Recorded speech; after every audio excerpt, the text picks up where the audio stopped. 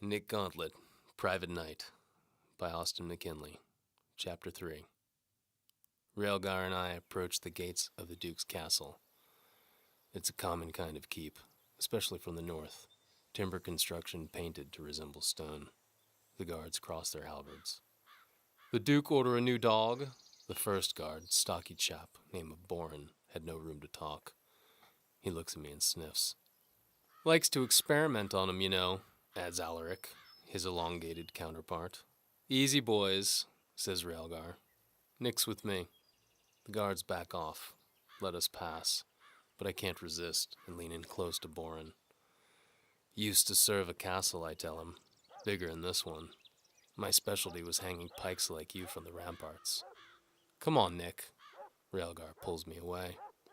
Heel, boy, Boren calls after me, and I struggle against Raelgar's grip. By their ankles, I shout. Alaric actually barks, the savage. Raelgar and I make our way across the courtyard and into the great hall, all stone columns and velvet drapes, where Duke Clissold of Calomel himself, a doddering old man in long, heavy robes, supervises the preparations for a banquet. A pack of mastiffs snooze scattered about the hall in furry, wrinkled lumps. The high table must be set with care, He brandishes a cane at the servants. to frame the subtleties between courses.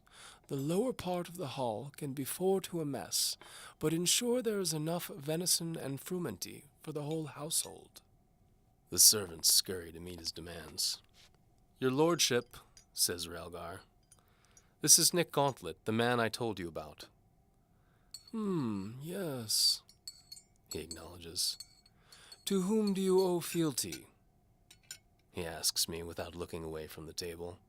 Like to feel it out as I go, says I. I heard you broke your oath, Says Calomel. deserted the Holy Crusade. Now you wash up here.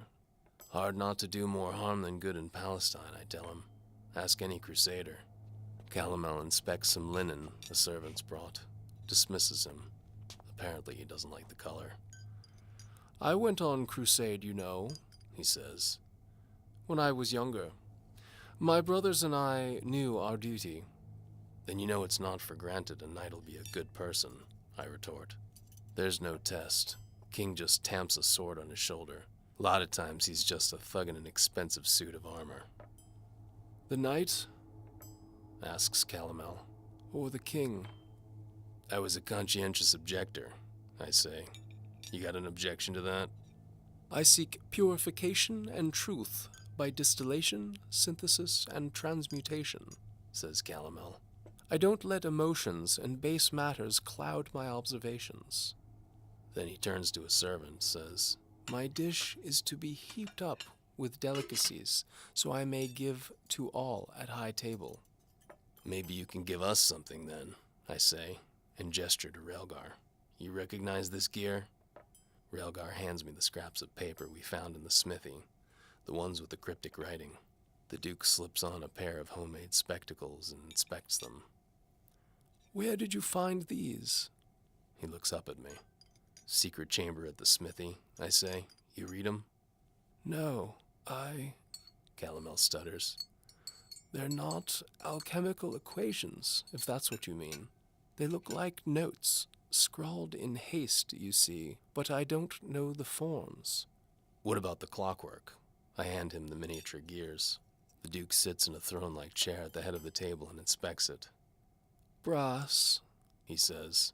an alloy of copper and zinc. He looks closer. Some stress cracking, probably from exposure to ammonia. He says, and hands it back. Fine work. Wasn't anything like it in the smithy, I tell him. Says to me he made it to order. But what client in this town needs a fine-tooled brass gear? What are you implying? Asks Calomel. That with all your knowledge and methods, I say, you can cast more light on this mystery than you have. I'm a busy man, sir, very busy. Blusters Calomel. I have nobles from 3 townships arriving to feast in A man's death, your lordship, I interrupt, demands more than superficial observation. So distill me some truth. The Duke climbs out of his chair. You're a persistent malady, Master Gauntlet, he says. So they tell me, I agree. I'll introduce you to my assistant, Calomel tells me. She can perform some tests, perhaps tell you a bit more. Fine, I say, and gesture. After you. Calomel leads us to a heavy tapestry. Don't expect too much, he says. Alchemy is a delicate craft. Pursuit of the infinite will always be part science, part religion. I'm not a man of faith. I fold the scraps of parchment and tuck them in my coat pocket. But I try to keep an open mind. Calomel parts the tapestry to reveal a circular stone staircase, gestures me through. Behind every veil, He says, is a reality we choose most often to ignore.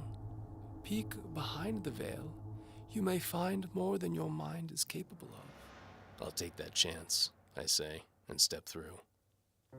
We descend the stone staircase into a cluttered dungeon, a subterranean world full of tubs, baths, cellars and vats, tanks and furnaces, vessels and stores, alembics, curcubits and retorts, spiral condensers and a giant iron cauldron. The room's almost as big as the Great Hall and extends under the courtyard, all the way to the outer battlements. It's another laboratory, another den of subterfuge, a place for people yearning to be more than they are. Through the haze of steam, I can make out Galena, Antimone's maidservant, minding the Duke's bubbling experiments. My assistant, Galena, Calomel introduces her. raised in a convent before she came to live with me. Not the ablest of pupils, but she's coming along. Galena gives me a warning look not to let on I already know her, and I decide to play along for now. Nice to meet you, I say. I lay my glove on the table. The gears we found at the smithy glitter in its palm. Galena, Calomel picks one up, hands it to her. how do we determine the composition of brass? Dissolve in a solution of aqua fortis and examine the resulting color, my lord, says she. Very good. He gestures to the gear. Proceed. I watch her work as Calomel moves off to speak with Raelgar, no doubt to express displeasure at my presence. Galena puts the tiny gear in a vial and measures a portion of acid into it. Don't breathe the fumes, she tells me. The acid hisses and turns a light blue. Alchemy, says Galena, is about more than mixing chemicals. It's part philosophy, part analogy. Its processes are circumscribed in metaphor, recording not just how to mix exploding powder, but to achieve the betterment of self. You don't strike me as an unable pupil, says I. She gives me a wan smile. Every element has its place in the order, she says, and I'm a common one, but I play my part.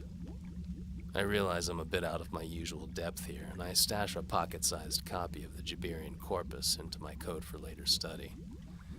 Galena lifts the vial with metal tongs, takes it to the fire to examine its color, and almost drops it in. Calomel must be sprier than he looks, because suddenly he's past me, snatches the vial, and strikes Galena with his cane all in one swift motion.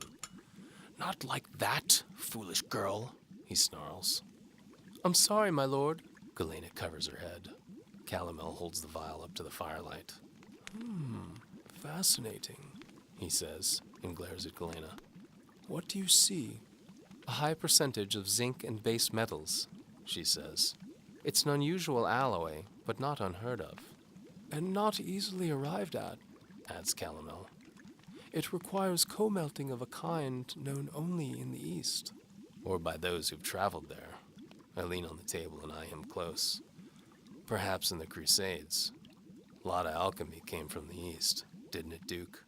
This alloy was also known in ancient Greece, Galena pipes up, for the construction of spheres. But why would Marcus hide an orrery or an astrolabe, I ask. They're no secret. Is it possible he was working on something more exotic, asks Raelgar. Calomel shares a look with Galena as he studies the clockwork. A brazen head, or an attempt at one, at least. Brazen who? I ask.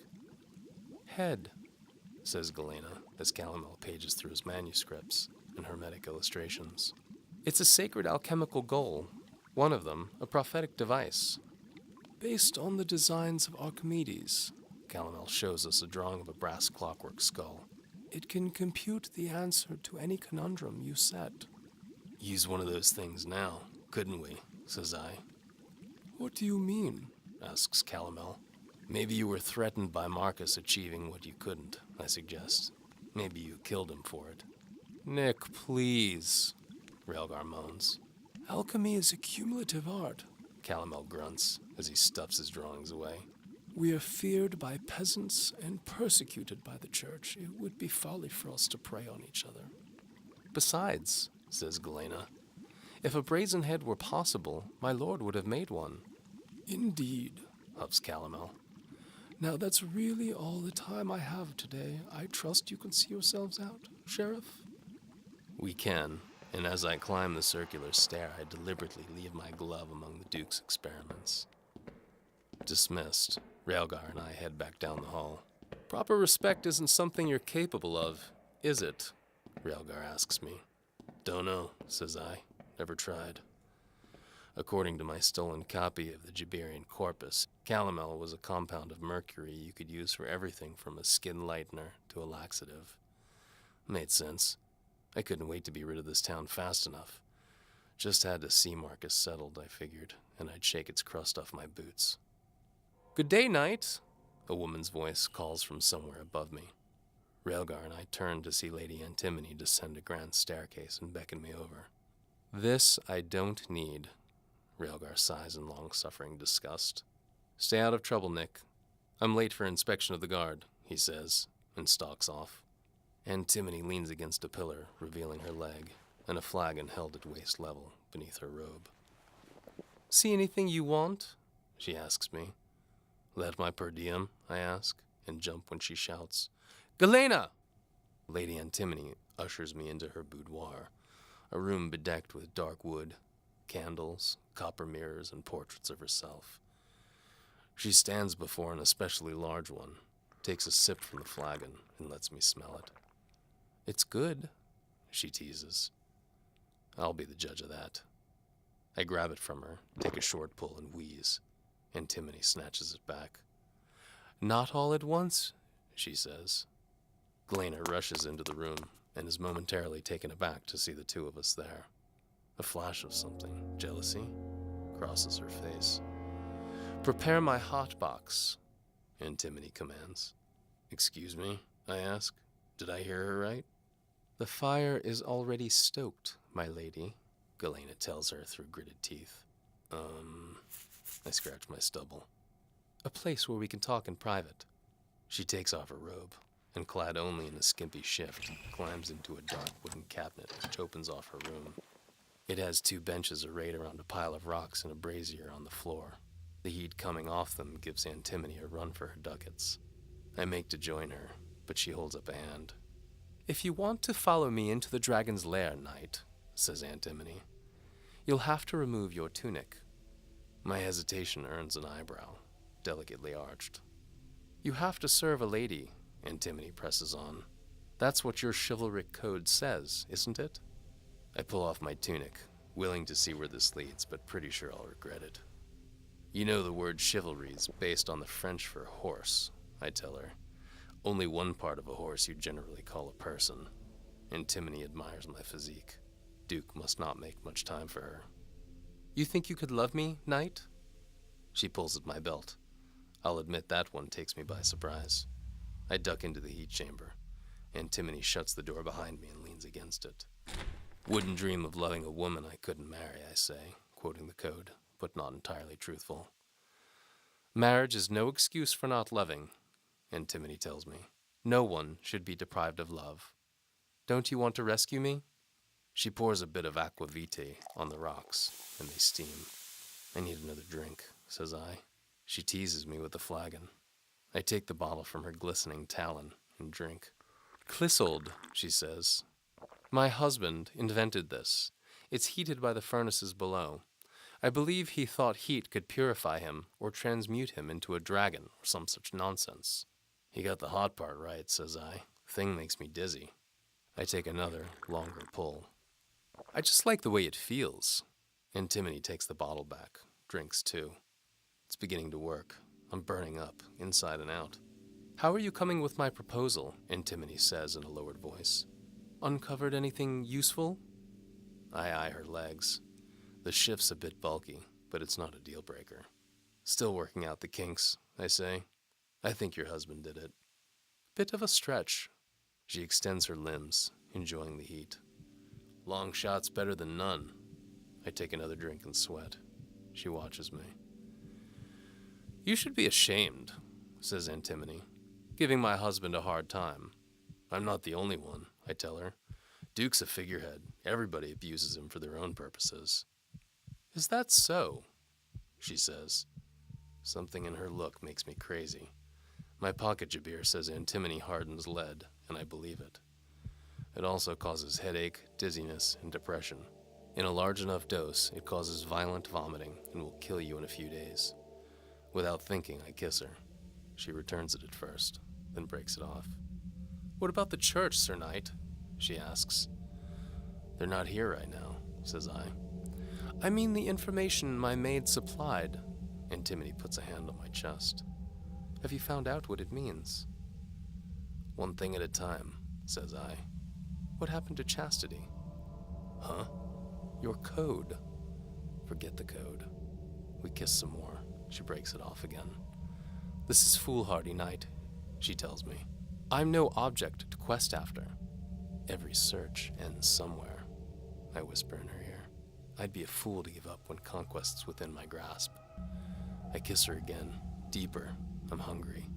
It's been a long, long time. She breaks it off with finality. I'll call the guards, she warns me. Then we'll see who conquers whom. And she pours the rest of the bottle on the rocks. Quit fooling around. Not another drop until you bring the bishop to justice. Lady, I tell her, you are toxic. Poison is at times the price of beauty. She pushes me away with an inscrutable smile. I stagger out of the sauna in a cloud of steam and gather up my clothes. I slip them back on, wetter than a dog in a pond and feeling twice as foul. Have it your way, I say. Guess you usually do.